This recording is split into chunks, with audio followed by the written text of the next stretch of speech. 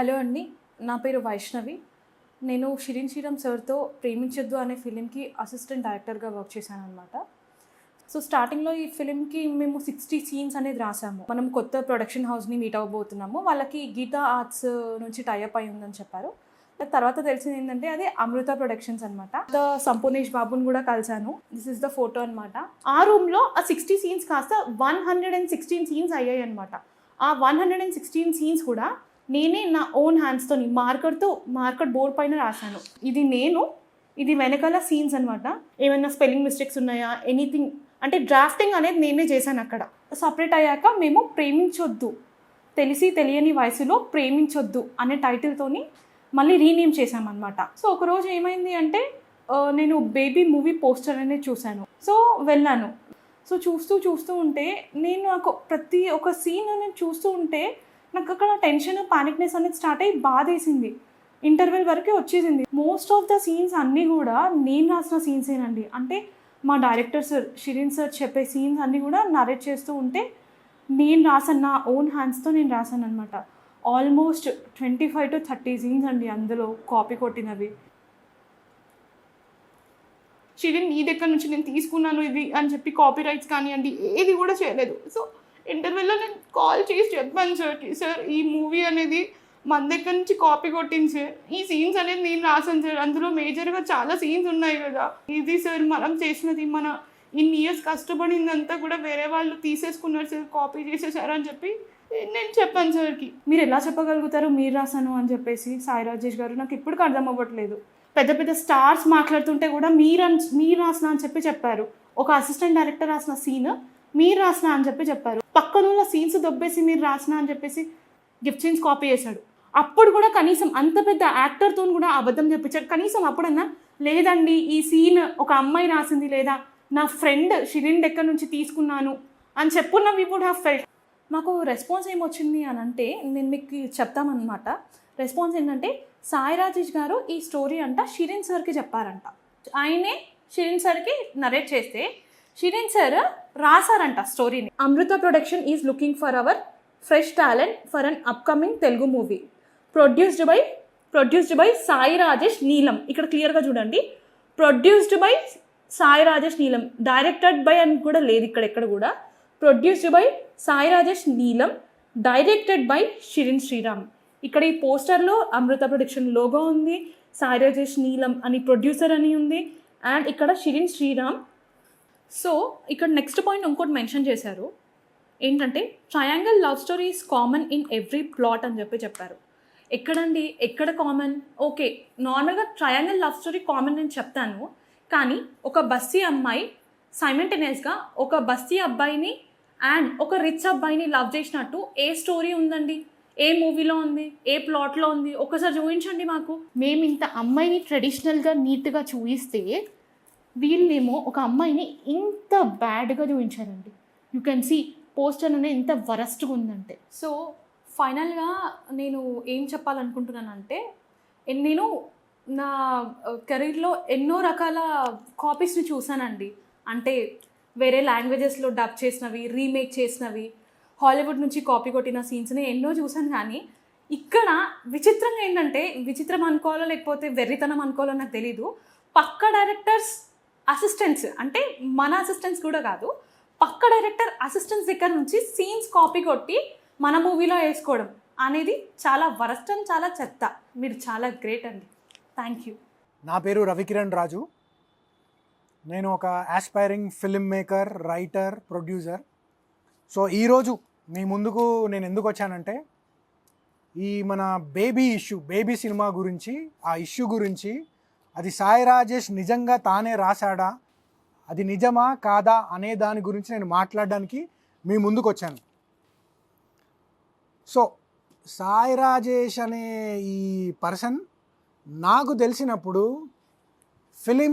Film అనే లాంగ్వేజ్లో, film అనే హిస్టరీలో ఏబిసిడికి ఏ కూడా పలకలేని స్టేజ్లో మా దగ్గరకు వచ్చినప్పుడు కరుణించి జాలి చూపెట్టి, ఏది మన ఎర్ర బస్ ఎక్కి చాలామంది ఇట్లా రోడ్డు పైన అనాథలు ఇట్లా చదువు లేకుండా తిరిగిపోతే అరే బాబు తిండి పెట్టి ఏదో ఒకటి నేర్పిస్తారు కదా, అట్లా షిరిన్ అనే ఒక మహానుభావుడు సాయి రాజేష్కి ఇచ్చిన దాన ధర్మం ఏంటంటే ఒక టీజర్ డైరెక్ట్ చేసి హృదయకాలయం అనే ఒక సినిమాకి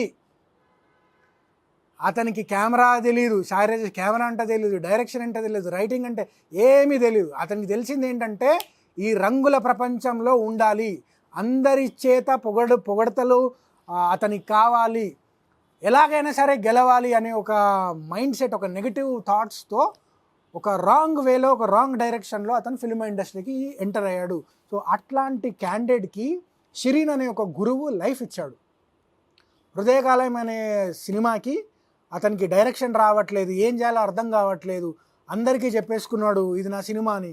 షిరీన్ అప్పుడు శ్రీరామ్ దగ్గర ఉన్న కథను దొంగలించి అమాయకులైన బేబీ సినిమాలో నటించిన యాక్టర్లకి అది తన కథనే అని చెప్పి నమ్మించి యాక్టింగ్ చేయించి ఆ సినిమాని విడుదల చేశాడు.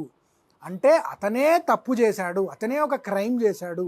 ఆ క్రైమ్ అతను చేసి ఆ యాక్టర్లకి, మ్యూజిక్ డైరెక్టర్లకి, సినిమాటోగ్రాఫర్ వీళ్ళందరికీ పంచిపెట్టాడు.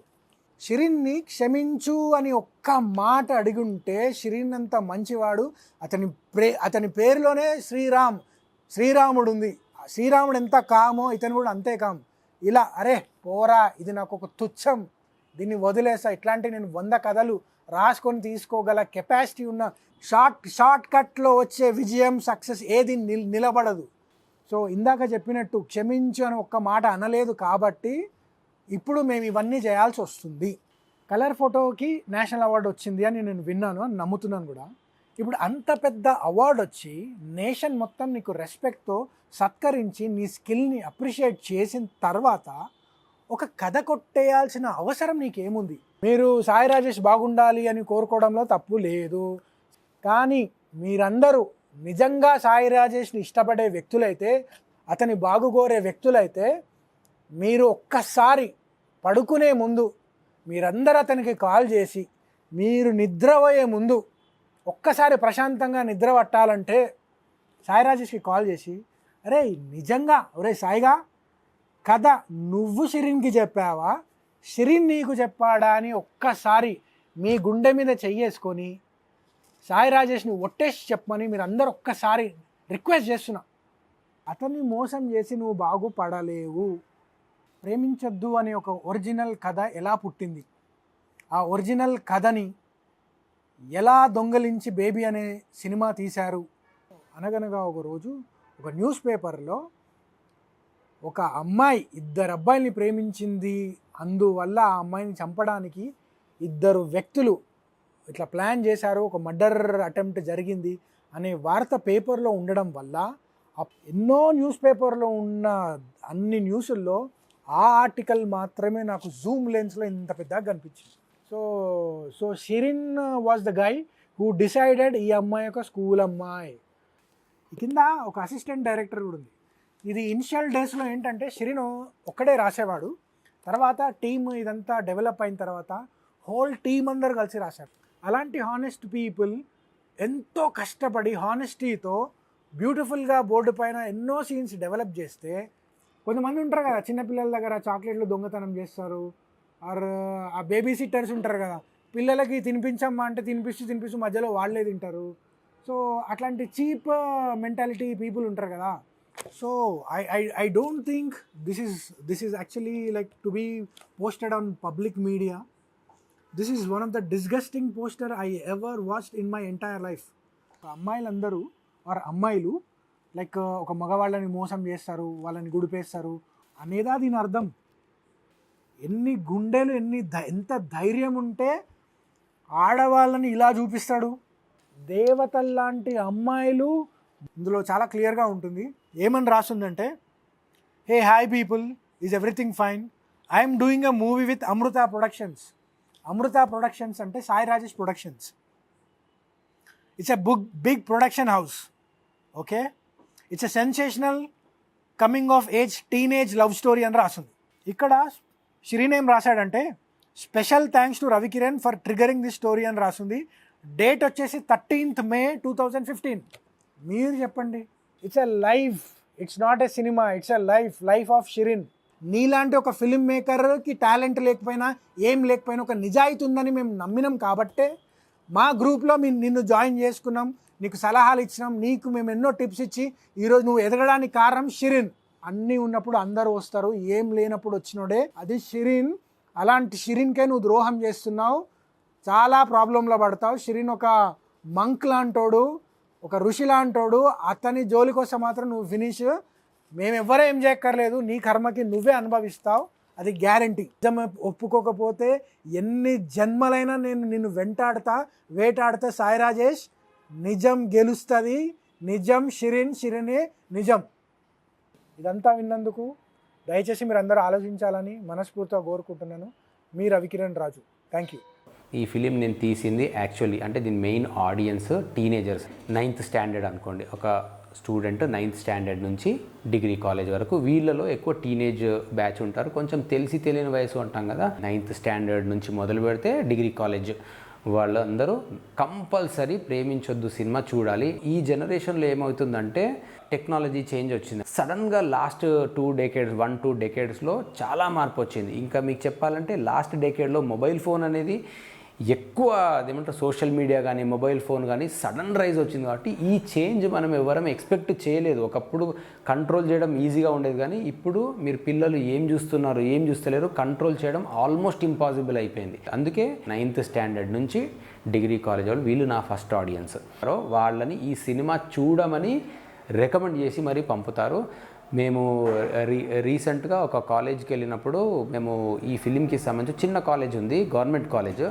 ఆ కాలేజీలోకి వెళ్ళినప్పుడు వాళ్ళకి మేము పాసెస్ ఇచ్చినాము. మీ ఇంట్లో ఈ టికెట్ చూపెట్టండి, మాకు ఇక్కడ స్క్రీనింగ్ ఉంది అని మీ ఇంట్లో చెప్పండి. మీ ఇంట్లో పర్మిషన్ ఇస్తే రండి, మీ కాలేజ్ నుంచి తీసుకెళ్తున్నారు ఈ సినిమాకి అని చెప్పండి అని చెప్పినాము. చాలామంది పిల్లల్ని నువ్వు ఈ సినిమా చూసిరా, కంపల్సరీ చూసిరా అని చెప్పినారు. మీకు ఒకవేళ ఈ సినిమా మీద డౌట్ వస్తే, ఎందుకంటే సినిమాని పిల్లలకి రికమెండ్ చేయాలంటేనే భయం అయ్యే రోజుల్లో మీరే వెళ్ళి ఒకసారి ఆ సినిమా చూసొచ్చి తర్వాత మీరు ఆ పిల్లల్ని మీరు పంపించవచ్చు.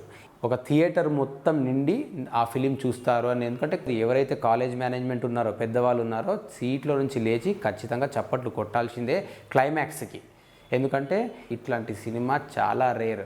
ఐదర్ మీకు మొత్తం చిన్న పిల్లల సినిమాలు వస్తాయి, లేకపోతే కొంచెం అడల్ట్ మూవీస్ వస్తాయి. కానీ థర్డ్ ఎవరైతే నేను ఫిలిం లవర్స్ అన్నా అనుకోండి, వాళ్ళు కథను చూస్తారు, స్క్రీన్ ప్లే చూస్తారు, sound design, songs, background score, performances ఇవన్నీ చూస్తారు. కాబట్టి ఫస్ట్ నేను తెలుగు అండ్ హిందీ తీసినాను ఈ సినిమా. తర్వాత నేను ఎప్పుడైతే సౌండ్ డిజైన్కి తమిళనాడుకి వెళ్ళినానో, ఆ తమిళనాడులో వాళ్ళు కొందరికి చూపెట్టాల్సిన సిచ్యువేషన్ నాకు వస్తే, తెలుగు ఇండస్ట్రీలో ఇది రిలీజ్ అయిందని గర్వంగా ఫీల్ అవుతున్నా అనుకునే సినిమా కావాలని నేను కోరుకుంటున్నా. ఇప్పటికీ పాటలు రిలీజ్ అవ్వడం స్టార్ట్ అయినాయి. యూట్యూబ్లో కొన్ని 7 పాటలు ఉన్నాయి కదా, యూట్యూబ్లో కొన్ని పాటలు ఆల్రెడీ రిలీజ్ అయినాయి. ఇంకా ముందు కూడా థియేట్రికల్ ట్రైలరు రిలీజ్ అవుతుంది, తర్వాత సినిమా రిలీజ్ అవుతుంది. అందరూ ఆదరించాలని నేను మనస్ఫూర్తిగా కోరుకుంటున్నాను. Thank you very much.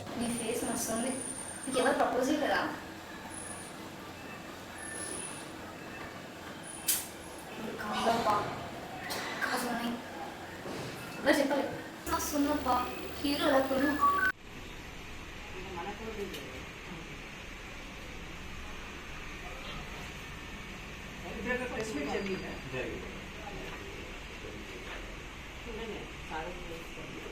అందరినీ ఆయనే చేసినట్టు నేను బంధం చేస్తూ ఆమె నోటీస్ ఇవ్వటం, వాళ్ళ నోటీస్ ఇవ్వటం, ఇలాంటి ఇండస్ట్రీలో ఉండదు దాన్ని బంధం చేస్తున్నారు. వాళ్ళు ఈ తీసుకురాగా తప్పలేదు.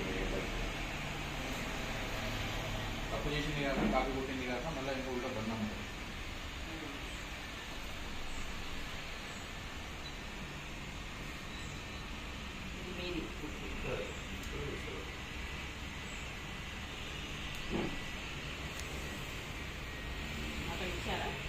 అక్కడ ఇచ్చాము.